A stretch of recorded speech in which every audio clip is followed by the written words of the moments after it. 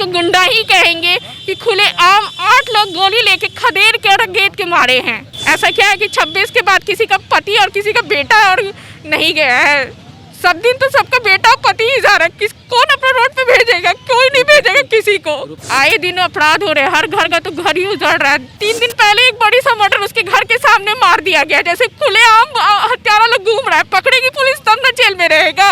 नमस्कार, आप देख रहे हैं लाइव सिटीज। मैं हूं वसीम खान। लगातार बिहार में आपराधिक घटनाएं बढ़ रही है। बिहार पुलिस अब तक चैन की नींद सो रही है। बिहार पुलिस पर कई सवाल उठ रहे हैं, पर उस बीच अब तक अपराधी को पकड़ नहीं पा रही है।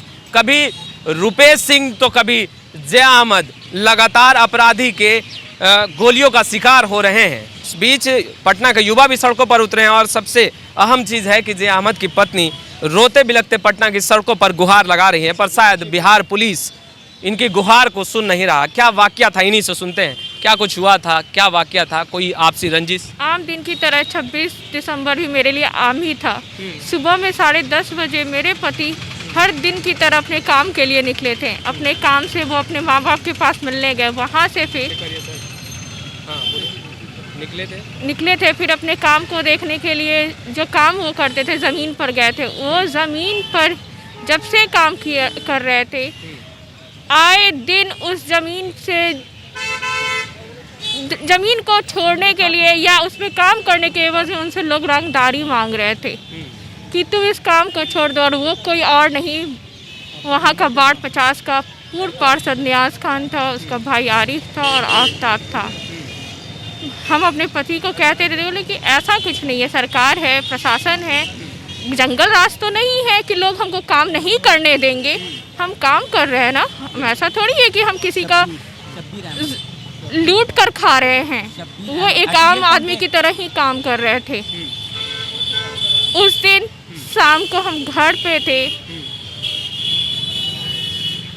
भावुक हैं, बोल नहीं पा रही हैं, मगर कोशिश करेंगे कि मैम फिर क्या हुआ था? शाम का वक्त था, देर नहीं। उस दिन भी हम आम दिन की तरह सुबह ये घर गए थे। उसके बाद फिर 1:30 बजे के करीब हमें 1 से 1:30 के करीब में इनको फ़ोन किया था, क्योंकि हमें डॉक्टर के यहाँ जाना था। मेरे साथ कुछ मिस हैपनिंग हुआ था जो हम मीडिया के सामने नहीं बोल सकते, कैमरे के सामने नहीं बोल सकते हैं। फिर कुछ ऐसा हुआ था जो डॉक्टर के साथ, उन्हीं के साथ जाना था। और डॉक्टर के पास जाने के क्रम में वो बोले कि ठीक है तुम पहुंचो डॉक्टर के पास, हम भी पहुंचते हैं अपना काम ख़त्म करके। ठीक है, काम करने के लिए बोले कि हम काम ख़त्म करके आ रहे हैं, तुम भी डॉक्टर के पास पहुँचो। और उसी रास्ते से हमको भी जाना था डॉक्टर के पास, उनको भी जाना था डॉक्टर के पास। उनका काम भी वहीं था, उसी के पास में खजूर बनना एक जगह है, वहीं पे उन्होंने 14 कट्ठा का एक प्लॉट लिया था।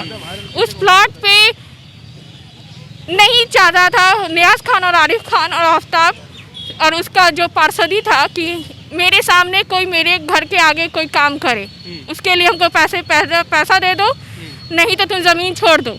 उसका यही कहना था।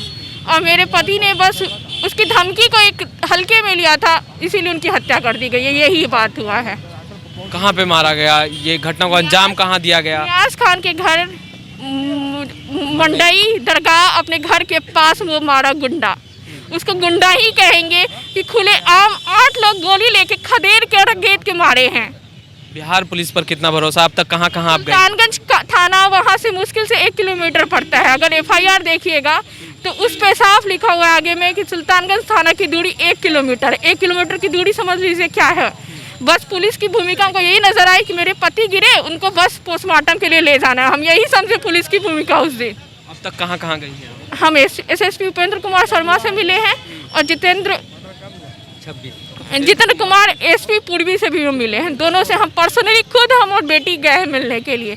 यहाँ तक कि वहाँ हम घंटों बैठे भी रहे हैं।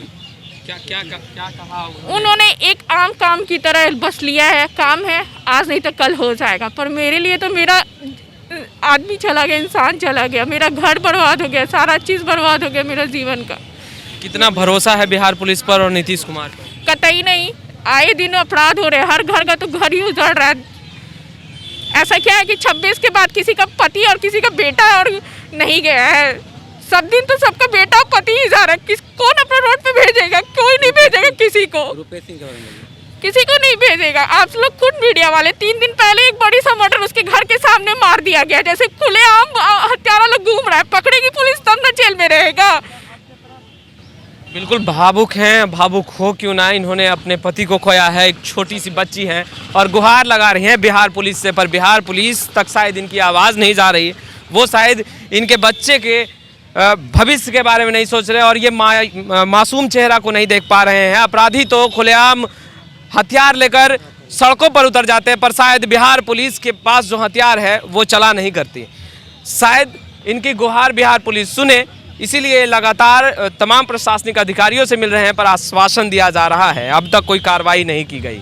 कभी रुपेश सिंह अपराधियों के गोली का शिकार होते हैं तो कभी जिया अहमद, और कितने जिया अहमद और रुपेश सिंह अपराधियों का शिकार होंगे वो भी देखने वाली बात होगी। और बिहार पुलिस कब तक इसी तरीके से सोती रहेगी, कब तक नीतीश कुमार सुशासन का टैग लेकर आगे बढ़ते रहेंगे। बिहार पुलिस को जागना होगा और कार्य करना होगा, और जनता जो कहीं ना कहीं डरी सहमी सी दिख रही है उन्हें भरोसा दिलाना होगा कि हम आपके साथ हैं, आपके सुरक्षा के साथ हैं। खैर, लाइव सिटीज के साथ बने रहे, हम तमाम लेटेस्ट तस्वीरें लगातार अपडेट करते रहेंगे। आपका बहुत बहुत शुक्रिया।